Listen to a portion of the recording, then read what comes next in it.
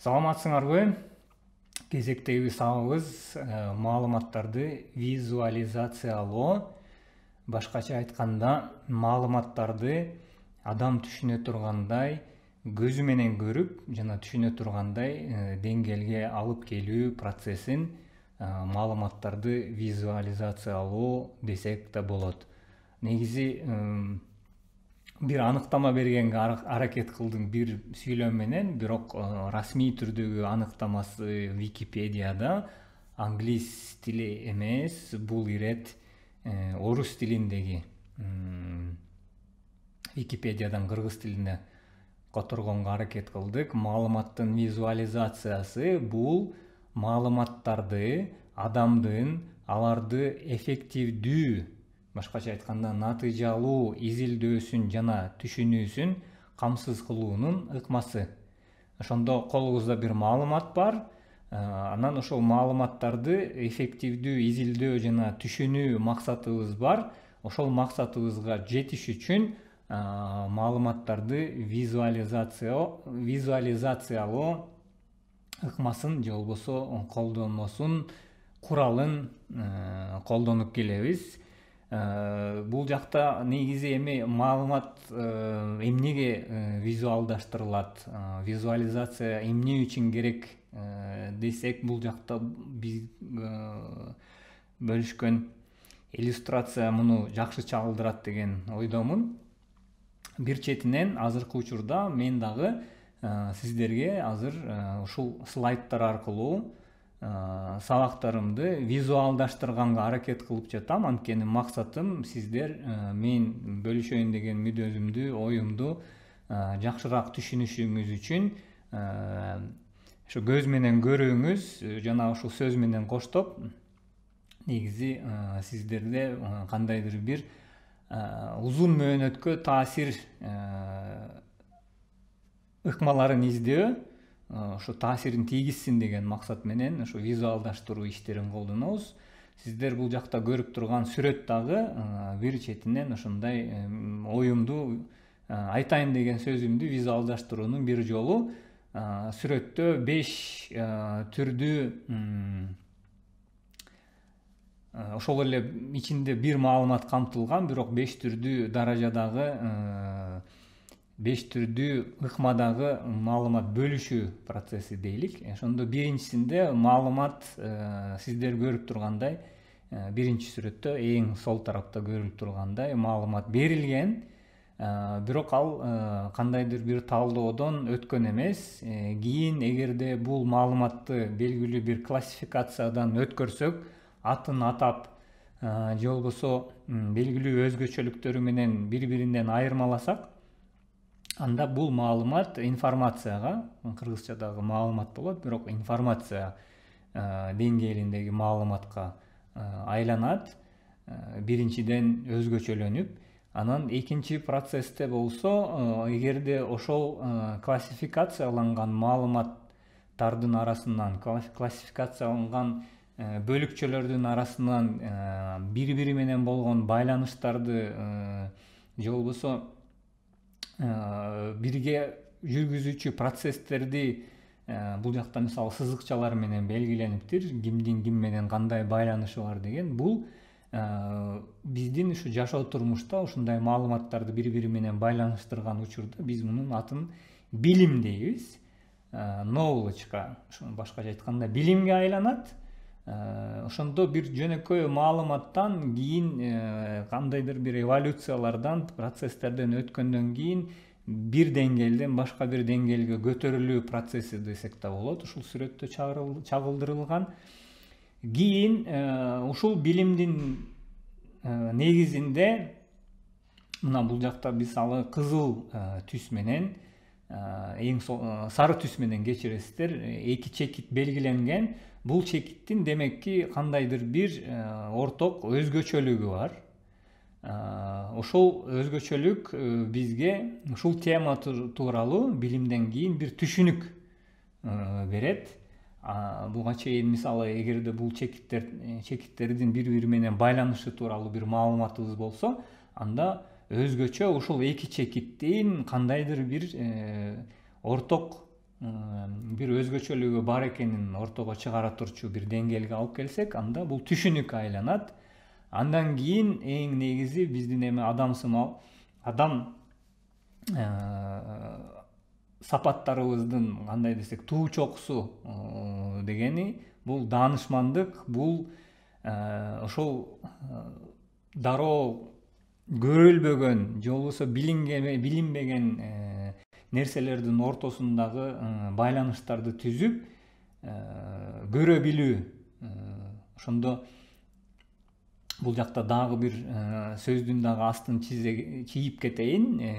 Визуализация деп атпайбызбы? Ошондо даанышмандык кыргыз тилинде көрө билген дейбиз да. Мындай алдыда болуп аткан же болбосо кубулуштардын арасында башка адамдардын балким байкабаган кубулуштарды, өзгөчөлүктөрдү көрө билүү дараметине же болбосо өзгөчөлүгүнө даанышмандык дейбиз, англисчеси wisdom.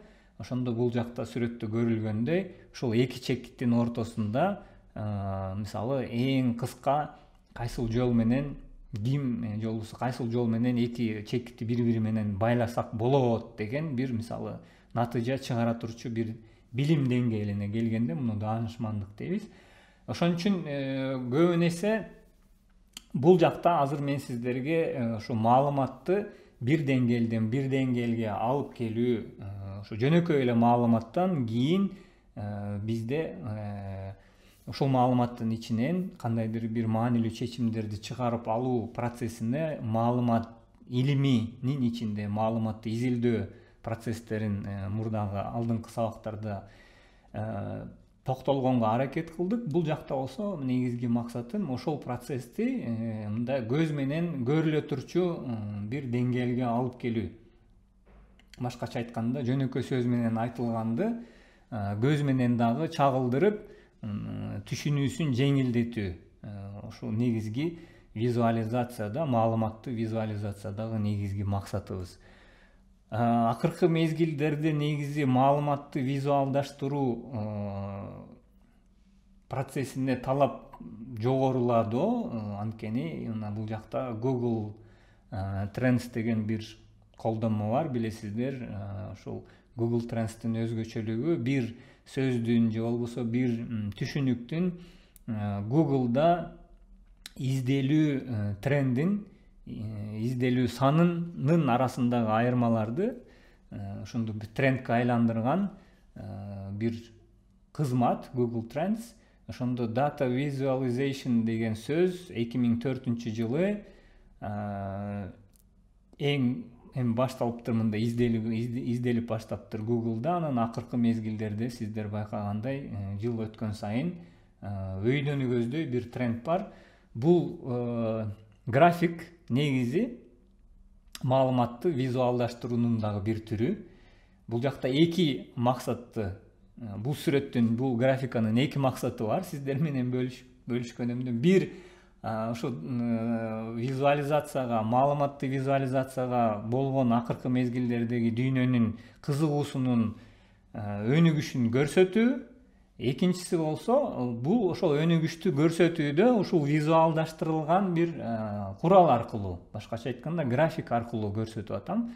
Анткени мисалы жөн эле сөз менен 2004-жылдан 2022-жылга чейин маалыматты визуалдаштыруу, data visualization сөзү Google'да көп изделүү саны көбөйүп баратыптыр деген башкача болот эле, бирок муну графикага түшүрүп сиздерге мындай көрсөткөнүмдүн эффекти, сиздерде жараткан таасири албетте башкача. Негизи маалыматты визуалдаштыруу процесси биздин күнүмдүк жашообузда кенен эле биз колдонуп келебиз, бирок балким мында көп деле маани берген эмеспиз. Күнүмдүк жашоодо мисалы эң көп колдонулган жерлерден бирөө сиздер көрүп турган биздин күнүмдүк жашоодо көп колдонгон автоунаанын приборлору. Бул автоунаанын приборлору бизге биз колдонуп жаткан автоунаанын акыбалы тууралуу, биз колдонуп жаткан ошо автоунаада болуп жаткан кубулуштар тууралуу бизге көзүбүзгө түшүнө турган деңгээлде кандайдыр бир которуп берүүсү, бир котормочу. Мисалы, ошо күйүүчү майдын деңгээли бизге бул жака мындай визуалдаштырылып берилген. Ошол күйүүчү майдын бакында канчалык күйүүчү май, канчалык деңгээлде күйүүчү май бар экенин, эгерде автоунаабыз жылып баштаганда кандай ылдамдык менен баратканыбыз, мотордун сапаты, мотордогу болуп жаткан кубулуштар, бул жакта мисалы ошо автоунаанын эшиктери ачылып калганбы, бир коопсуздук маселеси барбы, негизи аккумулятордун деңгээли кандай, бунун баардыгы кандайдыр бир датчикке байланган дагы бизге ушул приборго баары топтолуп келип, бизге бир эле жерден автоунаанын акыбалы тууралуу же балким ден соолугу тууралуу десек да болот, бир маалымат берет. Анан ошол маалыматтын натыйжасында биздер кандайдыр бир чечимге барабыз. Мисалы, автоунаада тез ылдамдык менен бараткан болсок, бизге муну ошо ылдамдык прибору көрсөтүп турат. Эгерде көбөйүп бараткан болсо, муну көбөйүп баратат, мен эме ылдамдыгымды азайтышым керек экен деген чечимге барабыз. Андан тышкары, мисалы ошол эле күйүүчү майыбыз азайып бараткан болсо, күйүүчү майым аз экен, күйүүчү май куюшум керек экен деген чечимди кабыл алабыз. Же болбосо автоунаабыздагы суунун температурасы көтөрүлүп бараткан болсо, демекки суу куюшум керек экен, же болбосо моторумду муздатышым керек экен деген чечимдерди кабыл алганга мүмкүнчүлүк берет. Ошондой эле коопсуздук тууралуу да маалыматтар берет. Бул жакта негизги идея эмне? Бизге машинанын ичиндеги, автоунаанын ичиндеги кубулуштарды, окуяларды, ситуацияларды бизге визуалдаштырып өткөрүп берүү. Анткени визуалдаштырылган деңгээлдеги маалыматты биз тез жана эффективдүү кабыл алабыз. Дагы бир ошол эле автоунаасын же болбосо жол темасын улай. Мисалы, сиздер көрүп турган бул жол эрежеси знагы же болбосо жол эрежеси белгиси бизде өзгөчө Кыргызстанда эң көп тараган эрежелерден бири. Муну мисалы жолдо баратканда бир карап коесуз дагы эмне дейт деген маанисин ичиндеги, ошол визуализацияланган сүрөттүн ичиндеги маанисин дароо эле түшүнөсүз. Чынында эле ошондой да. Эгерде муну биз жөнөкөй сөз менен ушул эле белгини сөз менен жаза турган болсок жолдун үстүндө, анда биз ушул сүйлөмдү жазышыбыз керек эле да. Анткени бул жолдо мындан ары жол үстүнө ар кандай чоңдуктагы таштардын түшүү коркунучу бар, этият болуңуз деген информация, деген маалымат ушул жөнөкөй 3 бурчтуктун ичинде камтылган. Муну бир карап туруп эле түшүнүп алганга мүмкүнчүлүгүбүз бар. Же болбосо текст менен бере турган болсок, анда жолго ушул текстти жазышыбыз керек эле. Бул текстти албетте окуу белгилүү бир убакыт алат. Жолдо бара жаткан, белгилүү ылдамдык менен бара жаткан айдоочу үчүн мындай тексттерди коюу чоң деген коопсуздук темаларын жаратмак. Ошон үчүн мындай белгилерди, маалыматты визуалдаштыруу темасы бизде жашообузда кенен эле колдонулуп келаткан бир ыкма. Эмнеге визуалдаштыруу маанилүү? Анткени кээ бир фактылар менен бөлүшөйүн бул жакта. Ушул теманы жакшыраак мындай түшүнүш үчүн, маанисин түшүнүш үчүн адамзаты чөйрөдө болуп жаткан маалыматтын дээрлик 90%-ын көз аркылуу алат. Ошондо чөйрөдө болуп жаткан окуялардын 90%-ын көз аркылуу алат экенбиз. Визуалдаштыруу, негизи визуал деген өзү сөз көз менен көрүү деген түшүндүрөт. Ошон үчүн көзгө тиешелүү тема экени ортодо. Мээбиздеги нейрондордун 50% визуалдык маалыматты иштөөдө колдонулат. Ошондо мээбиздин жарым ресурсунун жарымы ошо көз менен көз аркылуу кирген маалыматты иштетүүдө колдонулат экен. Бул да маанилүү. Анан текстке текстте эгерде сүрөт болсо, адамдын тексти окуу каалоосу 80% жогорулайт экен. Негизи бул жактагы берилген фактылар, булар албетте илимий изилдөөлөрдүн негизинде ортого чыгарылган фактылар. Эгерде адам укканынын 10%-ын, окуганынын 20%-ын эстеп калса, анда көргөнүнүн 80%-ын эстеп калганга мүмкүнчүлүгү бар экен. Бул эми биздин көз жана мээбиздин ортосундагы байланышка ошол эки байланышты сүрөттөп бере турчу фактылар десек болот. Демекки, адам үчүн көз менен маалымат кабыл алуу феномени абдан маанилүү. Ошон үчүн биздер дагы топтолуп келген маалыматтарды эми көбүнчө биз маалыматты ким үчүн топтойбуз? Адамдар үчүн топтойбуз. Жана топтолгон маалыматтарды адамдардын түшүнүүсү үчүн сунуштайбыз. Бир кызмат көрсүн деген максатты көздөйбүз. Ошондуктан маалыматтарды дайым визуалдаштырып бергенибиз кандайдыр бир деңгээлде ошол маалыматтын керектүү түрдө, керектүү деңгээлде эффект жаратуусун камсыздоонун бир түрү. Негизинен маалыматты визуалдаштыруу албетте маалыматтарды иштетүү, көлөмдүү маалымат илимий темаларында негизги блокту ээлейт десек болот. Анткени биздин негизги максатыбыз маалымат илиминдеги дагы негизги максат ошонун ичинде, маалыматтын ичинде камтылган кандайдыр бир деңгээлде пайдалуу маалыматтарды алып чыгуу. Ошол пайдалуу маалыматтарды алып чыгууда кишинин түшүнүү деңгээлине же болбосо кишинин чечим чыгаруу процессинде эффективдүү бир процесс жүрүшүн камсыздоо. Ошондо QWERTY деген бир орус Россиядагы ресурстун кабарына караганда, ошондо 90-жылдардан бери негизи эле көркөм адабиятта текст менен сүрөт менен коштолгон тексттерде, же болбосо сүрөт менен коштолгон тексттерде 400%га көбөйүү бар сүрөттөрдүн санында десек туурараак болот.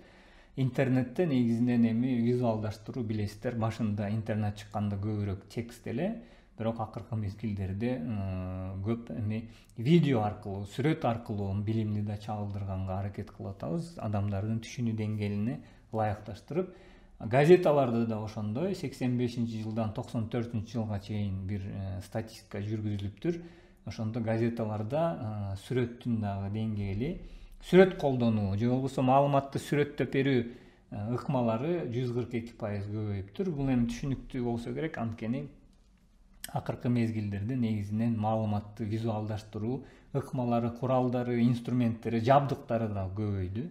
Ковид илдетине байланыштуу графика, бул Акипресс биздин маалымат агенттиги тарабынан чогултулуп келаткан маалыматтардын бир топтому. Ошондо 2020-жыл 1-айларынан баштап, ошондо эсиңиздерде болсо, июль айларында биринчи толкуну 2020-жылы биринчи толкун болду эле. Андан кийин кичине басаңдап октябрь айларында дагы октябрь, ноябрда экинчи толкун болду эле. Андан кийин былтыры 2021-жылы ошондой эле июль айларында, жай айларында дагы бир катуу толкун жүрдү эле. Анан ошол акыркы күндөрдө омикрон варианты чыкканы менен 4-чү толкун башталып жатат. Ошондо күнүмдүк